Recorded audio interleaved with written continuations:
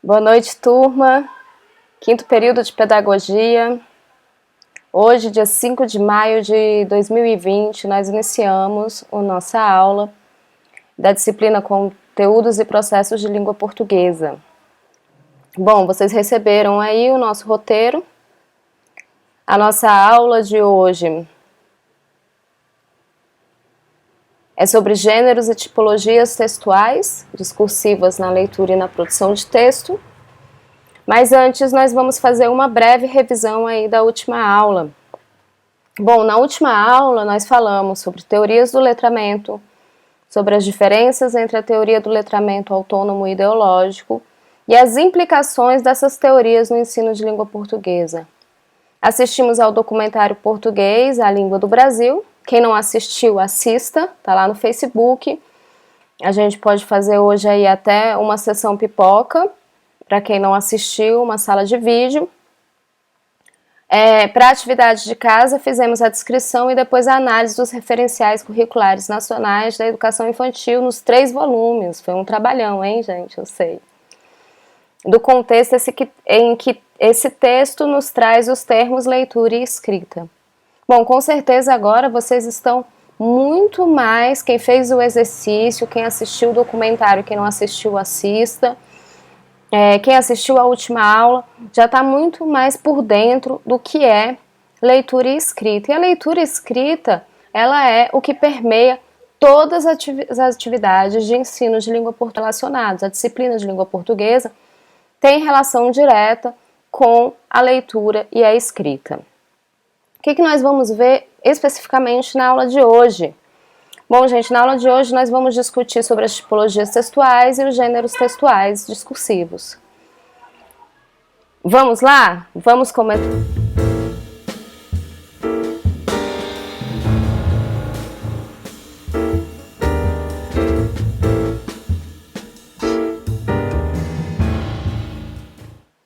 Bom, para alguns teóricos, são 6 tipos de tipologias textuais. A descrição, a narração, a dissertação, a argumentação, a injunção e o diálogo. O que é a descrição? Né? Vocês podem perceber aí no material que vocês têm. A descrição, gente, ela é a enumeração de características de um ser, né? Como o próprio texto fala, descrever. Né? A própria terminologia da palavra é o descrição, descrever. Enumerar, né? Listar algumas coisas que identificam um ser, ou um objeto, ou uma cena. Isso tudo tem a ver com a descrição. O ambiente. O que é narração? A narração, gente, ela é a enunciação de fatos que envolvem ações de natureza narrativa, que tenham personagens, né, e que sejam encadeadas no tempo e no espaço. Bom, a dissertação. A dissertação, gente, ela se estrutura na enunciação de fatos e dados sem defender uma opinião específica. Apenas expõe ideias sobre um determinado assunto. Já a argumentação, ela é a estrutura no encadeamento das ideias com a finalidade de defender um determinado ponto de vista. A injunção, ela revela-se pela finalidade de persuadir o destinatário a realizar uma determinada ação. E o diálogo é um texto marcado por atos de fala. Então, para alguns teóricos, são esses os 6 tipos de tipologias textuais. Para outros, não entra o diálogo, né? Então, ficam só os 5, a descrição, a narração, a dissertação, a argumentação e a injunção. Né? Os tipos textuais, gente, por exemplo, no narrativo, predominam normalmente os gêneros como crônica, romance, fábula, piada, novela, conto de fadas. São alguns exemplos de textos narrativos. De textos descritivos, nós temos outros exemplos. Um retrato, uma fotografia, né? Um anúncio de classificados, uma receita culinária pode ser uma descrição. O modo de preparo da receita é uma descrição de como fazer a receita. Já os ingredientes, as fórmulas, aí não, aí já é injutivo. O argumentativo predomina em gêneros como manifesto, sermão, crítica, monografia, redação dissertativa. Nós fazemos muito argumentação em textos dissertativos, em redação de escola, né? O explicativo ou expositivo, ele é predominante em gêneros como aulas expositivas, conferências, livros didáticos e dicionários. E o injuntivo ou instrucional, ele predomina em gêneros como horóscopo, propaganda, receitas culinárias, manual técnico. Então, a depender do teórico que você for trabalhar, né, no texto, você vai utilizar o termo de 5 ou 6 tipos textuais. Isso, na verdade, é importante nós entendermos que eles trabalham com os 5, com esse último quadrinho aí que eu acabei de descrever para vocês. A questão que nos interessa aqui, então, portanto, gente, é sabermos que os tipos textuais, eles são limitados, ou seja, a 5 ou 6, como eu falei, a depender da teoria, e que a partir desses tipos textuais surge uma infinidade de gêneros.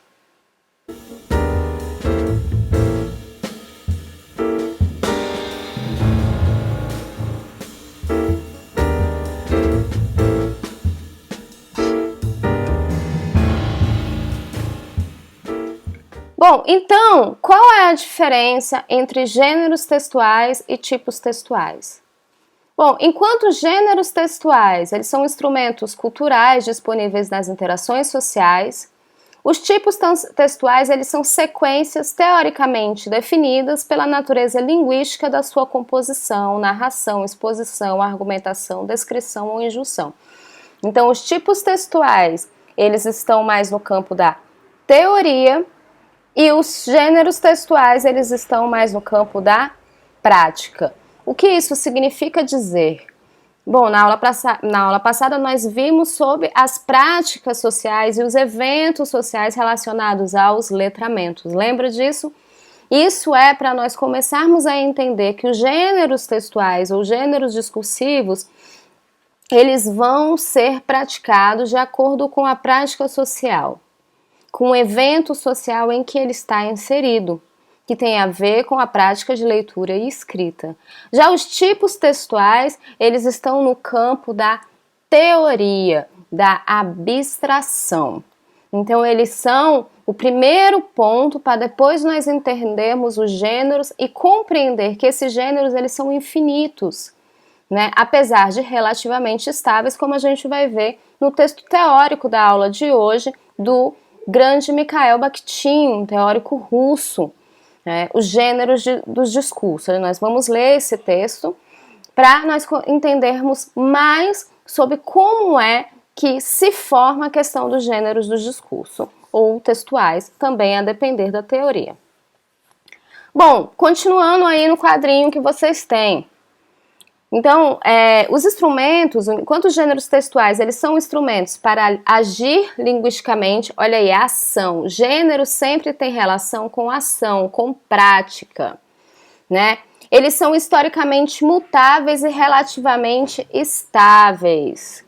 Eles são formas verbais de ação definidas por propriedades sociocomunicativas, têm relação com a interação social, os gêneros textuais. Eles predominam os critérios de ação sociocomunicativa, o conjunto aberto de designações concretas. Então, os gêneros, eles vão mudar de acordo com o tempo, com o espaço e com o local, ou seja, com o evento que ele está inserido, bem como com a prática social. Ele está intrinsecamente, ou seja, juntamente, diretamente ligado à questão da prática social, né? Um bilhete, por exemplo, ele se dá em uma determinada prática social. O evento de sala de aula, ele tem determinados gêneros para este evento de sala de aula. Bom, os tipos textuais, voltando, gente, ele não tem função social definida, por isso que eles são poucos, 5 ou 6 a depender das teorias. são construtos teóricos definidos por propriedades linguísticas. É uma criação mental simples que serve de exemplificação na descrição de uma teoria. Predomina a identificação de sequências linguísticas típicas e é um conjunto limitado de categorias teóricas.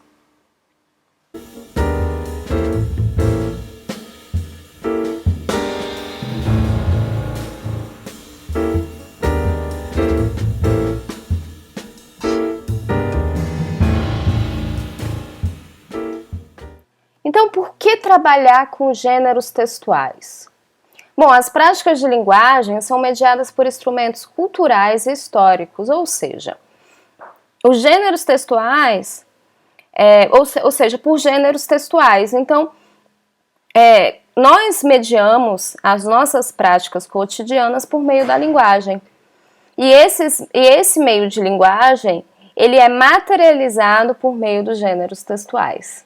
Como eu exemplifiquei do bilhete já nessa aula, não é? Mas a receita culinária dentro de casa é um gênero textual do nosso cotidiano. E outros gêneros que perpassam o nosso cotidiano, o gênero lá do WhatsApp, né? As mensagens de WhatsApp, as mensagens de Facebook também são gêneros textuais de onde? Da nossa época, né? São gêneros relacionados à nossa época e é um evento. Quando você escreve nos seus grupos de sala de aula, você escreve do mesmo jeito que nos seus grupos de amigos? É uma reflexão aí para você. Bom, se a escola investe no ensino de gênero, gente, ela estará facilitando, portanto, a apropriação dos usos da linguagem, né? Então, o ensino de língua portuguesa sendo dado por meio de gêneros facilita, inclusive, você entender que a língua portuguesa ela é presente e significativa em todos os momentos de nossa vida, né? Nós, nativos de língua portuguesa, que somos e nos relacionamos em língua portuguesa. Então, não é preciso criar uma espécie de graduação dos gêneros e começar a estabelecer uma hierarquia entre eles, não é isso, né? Determinando quais devem ser explorados em cada ano. Não é isso. A proposta desses dois autores aí, o Dawes e o Schinaudli, é que esta progressão seja garantida por meio do aprofundamento dos objetivos didáticos. Assim, o mesmo gênero ele pode ser trabalhado em anos, ciclos, séries diferentes, mas com o passar dos anos, essa abordagem deve ser cada vez mais complexa, aprendizagem em espiral. Então, vocês com certeza trabalharam lá atrás, no ensino fundamental e no ensino médio, por exemplo, o gênero notícia, que é um gênero muito trabalhado em sala de aula, né? Então, mas quando nós trabalhamos hoje na faculdade, por exemplo, o gênero notícia, ele vai vir num outro aspecto, né? Numa outra maneira de se mostrar. Então, quais são as atividades de hoje? Ler o texto Gêneros do Discurso do Mikhail Bakhtin, assistir ao documentário, quem não assistiu, Português, a Língua do Brasil, e comentar lá no Facebook, vale 10 pontinhos da nota, lembre disso, para nós irmos discutindo lá. E na próxima aula, na próxima segunda-feira, eu vou passar a atividade valendo 40 pontos finais para nós fecharmos o bimestre. Essa atividade, ela será tanto sobre a aula de hoje, gêneros e tipos textuais na leitura e na produção de texto, quanto na próxima aula que nós vamos falar sobre o uso da tecnologia para o ensino de língua portuguesa. Tudo bem? Então tá, gente, tenham uma boa noite, muito obrigada pela atenção de vocês, se cuidem, sua vida importa, lavem a mão, evite o contato, ainda não acabou infelizmente, mas para que acabe o quanto antes, vamos tentar manter essas regrinhas aí, tudo bem? Um beijo grande, muito obrigada e qualquer dúvida eu estou por aqui.